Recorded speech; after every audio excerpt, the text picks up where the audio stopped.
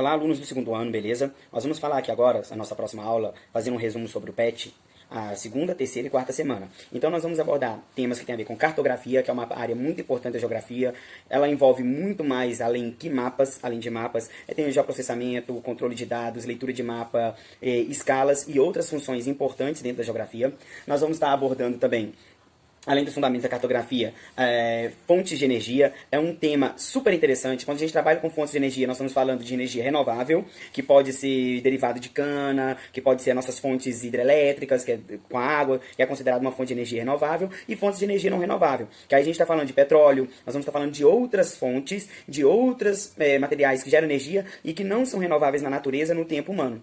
E vamos finalizar também a semana 4 com desenvolvimento sustentável. Então eu vou fazer um videozinho explicando primeiramente alguns pontos da cartografia para vocês compreenderem, beleza? Vamos lá, semana 2. Fundamento da cartografia.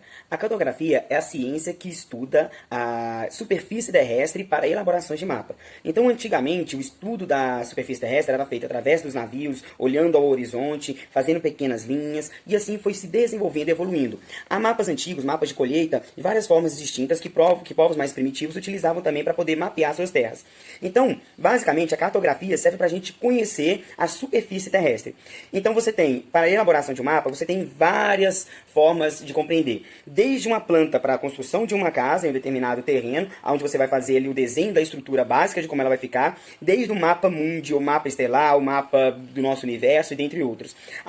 A possibilidades para a criação de um mapa, elas são quase que infinitas. Então, para elaborar um mapa, você tem que ter ali, croquis, desenho, legenda, as informações básicas que você quer passar, orientação, se é norte, sul, leste, oeste e outras informações básicas. Então são esses os conceitos básicos que nós temos para poder trabalhar na criação de um mapa. Só que para além do mapa, você tem outros projetos. Se você quer fazer uma casa, você não tem como colocar numa folha de papel o desenho de uma casa inteira. Então você também trabalha com as escalas. Geralmente na cartografia trabalhamos com a escala de redução.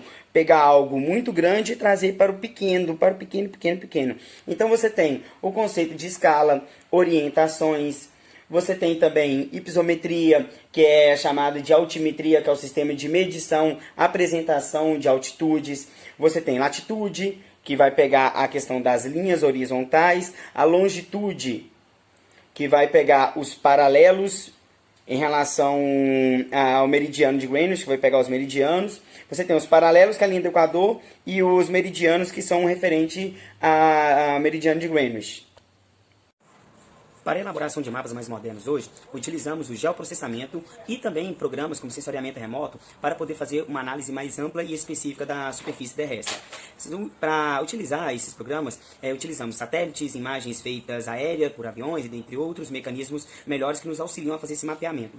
O sensoriamento remoto, ele possibilita a gente a fazer, catalogar imagens de desmatamento, diversos outros.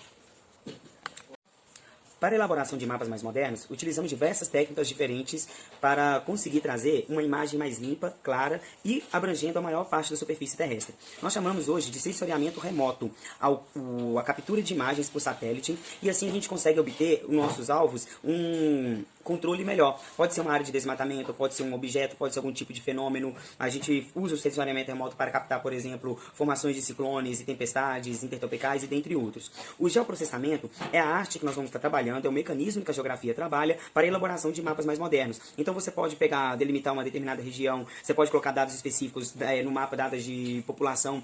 Tudo que você tiver acesso de informações presentes dentro da rede de internet, através do geoprocessamento nós conseguimos elaborar mapas modernos, eficazes, para auxiliar tanto a questão das políticas públicas quanto outras informações. Bora para a terceira semana agora?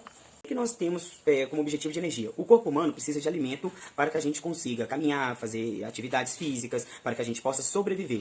Esses nutrientes que nós absorvemos são a energia para o nosso corpo. Então tudo que nós vamos fazer hoje, a nível terrestre, para o nosso planeta como um todo, a gente utiliza algum tipo de energia. O fogo é uma fonte de energia para preparar os alimentos, para também a combustão, para movimentar carros, veículos, a eletricidade que a gente usa para abastecer nossos equipamentos eletrônicos e dentre outros. Então, quais são as fontes de energia que nós utilizamos hoje no mundo?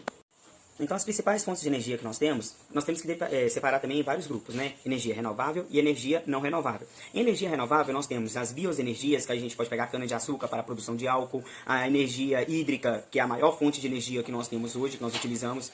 Nós podemos utilizar também a energia dos ventos, que é a energia eólica, e algumas outras energias não tão comuns, mas também são utilizadas em outras regiões do mundo.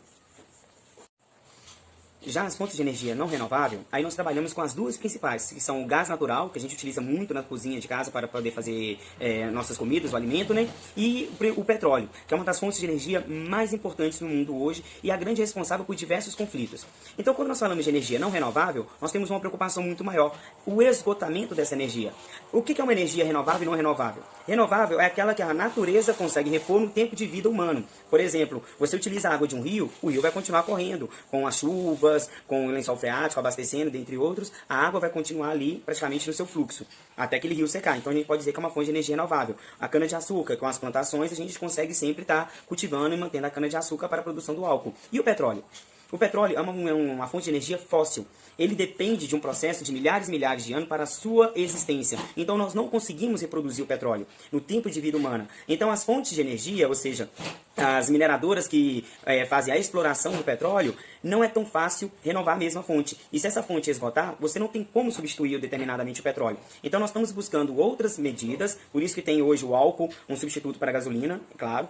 Então a gente tem buscado mecanismos e outras fontes para tentar equilibrar essa possibilidade desses recursos não renováveis estar se esgotando. Então com recursos não renováveis a gente tem petróleo, a gente tem o gás natural, podemos colocar o carvão vegetal, o carvão mineral e dentre outras. Essas são as fontes de energia. Então, quando falamos de sustentabilidade, nós estamos buscando hoje explorar os recursos do nosso planeta de uma forma que degrade menos o meio ambiente. Diversas empresas já estão preocupadas com esse objetivo e hoje procuram comprar seus produtos, matéria-prima, de locais que respeitem as leis ambientais, que respeitem o meio ambiente. Então, hoje nós utilizamos menos agrotóxico, procuramos desmatar uma área cada vez menor. Por isso que o desmatamento ele é tão complicado, além dele provocar o efeito estufa, o agravamento do efeito estufa no nosso planeta, ele destrói a fauna, a flora, ele pode colocar espécies em extinção, ele não é favorável, o desmatamento, para o nosso meio ambiente. Então trabalhar com a sustentabilidade resumindo para vocês, pegar os nossos recursos a nível mundial e trazer de uma forma mais sustentável, de uma forma mais equilibrada, respeitando o meio ambiente e também procurando trazer desenvolvimento para a sociedade.